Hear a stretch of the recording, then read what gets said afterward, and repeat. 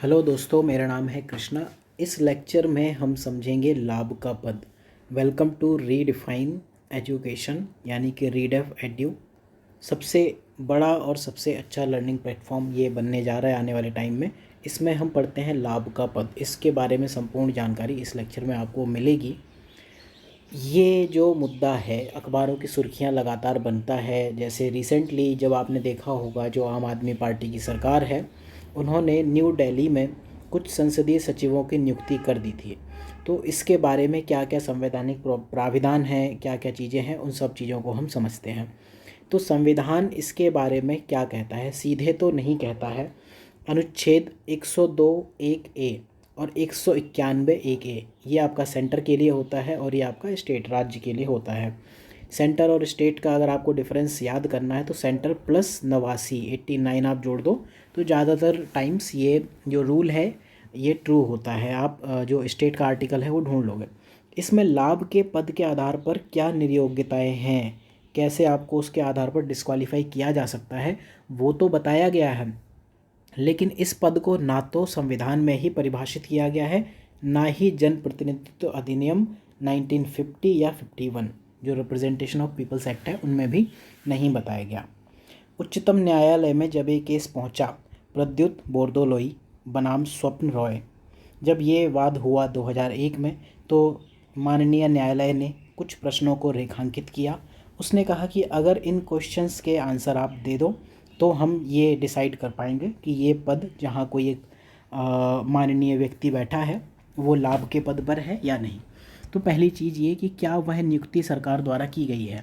जैसे कि जो सरकारी नौकरियां होती हैं, अगर कोई आपका नेता भी है, साथ में उसकी नियुक्ति किसी सरकारी पद पर सरकार द्वारा की गई है तो वो लाभ का पद आएगा। फिर जो पदस्थ व्यक्ति है उसको हटाने का या बर्खास्त करने का अधिकार सरकार के पास है। इस प्रश्न की भी जांच करो। क्या सरकार उनको किसी पारिश्रमिक मतलब सैलरी, उसका मानदेय का भुगतान कर रही है? उस पदस्थ व्यक्ति के कार्य क्या हैं और क्या वो कार्य सरकार के लिए कर रहा है? इन प्रश्नों को भी आप ढूंढो।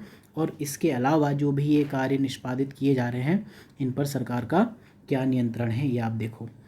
तो इस लाभ के पद के लिए एक संयुक्त समिति बनाई जाती है, committee for office of profit. ये आप जानते हो, जहाँ भी आप समितियाँ पढ़ते हो राज्य व्यवस्था में, पॉलिटी में, तो इसमें आप ये जानते हो कि 15 सदस्य होते हैं। संसद के दोनों सदनों से, लोकसभा और राज्यसभा दोनों जगह से लोग लिए जाते हैं।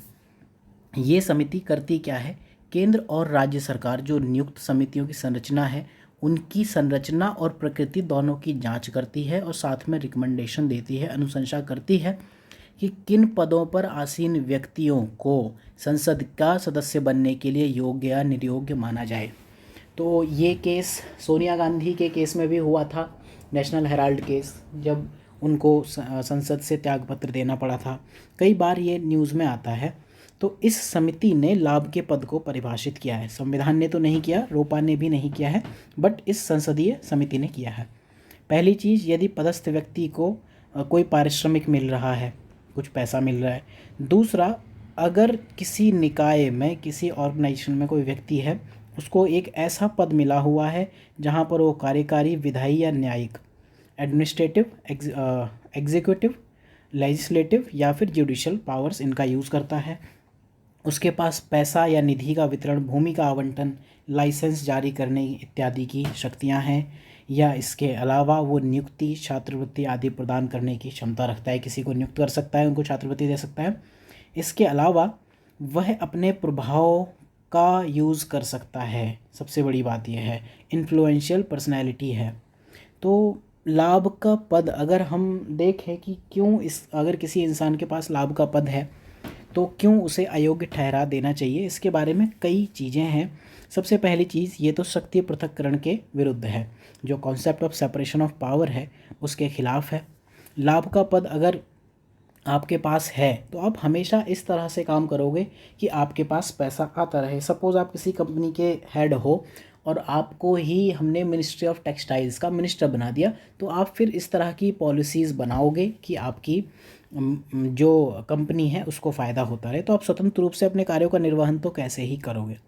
दूसरी बात, संवैधानिक प्रावधानों की अवहेलना, जैसे कि दिल्ली में देखा गया था, संसदीय सचिव नियुक्त कर दिए थे, या ऐसे और भी कई पद हैं दिल्ली में, संसदीय सचिव कहीं कुछ कहते हैं, तो इनको लगभग पावर वही दी जाती हैं जो मंत्रियों की होती है। लेकिन जो आपका 15% और 10%, जो आपका 91st संवैधानिक जो संशोधन था, उससे जो लॉ आया था, उसमें ये जो सीमा है ये निर्धारित कर दी गई थी। तो आपने उससे आप बच निकले हो, उसको आपने अवहेलना कर दी। फिर जो आप अपनी शक्ति यूज़ करते हो, संरक्षण के माध्यम से आप शक्ति यूज़ कर सकते हो, उच्च स्तरीय बैठकों में आप भागीदारी कर सकते हो, मंत्री और मंत्रालय की फाइल तक आपकी हमेशा पहुंच रहेगी, और हमेशा आप संरक्षण के माध्यम में वे ऑफ पैट्रोनेज से शक्ति का प्रयोग करते हो। इसके अलावा कई बार मंत्री पद के विकल्प के रूप में भी इन पदों का दुरुपयोग किया जा सकता है कि मंत्री जी हमें पसंद नहीं है तो हम संसदीय सचिव नियुक्त कर देंगे। साथ में जनहित के लिए खतरा है, ये एक बड़ा ही क्रूशल पॉइंट है। जो भी मंत्री होता है उन्हें पद और गोपनीयता की शपथ दिलाई जाती है, अनुच्छेद 239 AA4, ये दिल्ली के केस में है, ठीक है। सेंटर के लिए भी अलग है और स्टेट के लिए भी अलग है।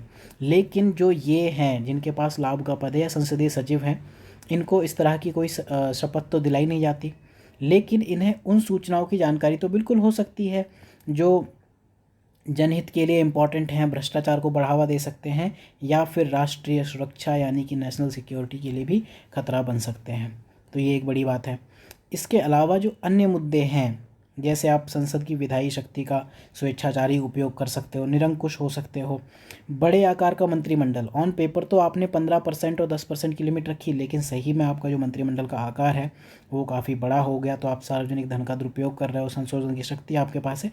तो फाइनली होता क्या है, राजनैतिक अवसरवादिता ये बनती है। इसके अलावा भिन्न राज्यों में एक भिन्न भिन्न इसकी जो स्थिति है वो भी एक काफ़ी महत्वपूर्ण मुद्दा है। तो इसका अगर हम निष्कर्ष निकालें, कंक्लूज़न निकालें, तो लाभ का पद आपका बंद होना चाहिए। लाभ का पद भारत में ब्रिटेन से प्रेरित दिखता है, लेकिन ब्रिटेन में अयोग्यताओं या निर्भरताओं का कोई ऐसा सामान्य सिद्धांत ना तो है, ना ही वहाँ कानून में कोई ऐसी विशेष सूची दी गई है।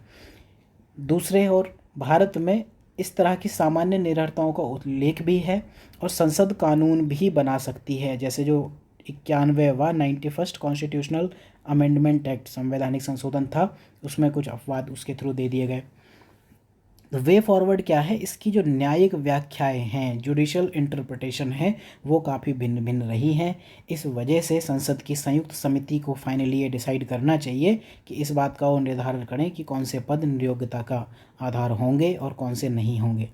सो ये लेक्चर था रीडेफ एजुकेशन, ये रीडिफाइन एजुकेशन हमारा एम है। हिंदी माध्यम से मैं खुद पढ़ा रहा हूँ, और जो बेस्ट फैकल्टीज़ हैं दिल्ली की वो हमें इस चैनल पर, इस वेबसाइट पर मिलेंगी।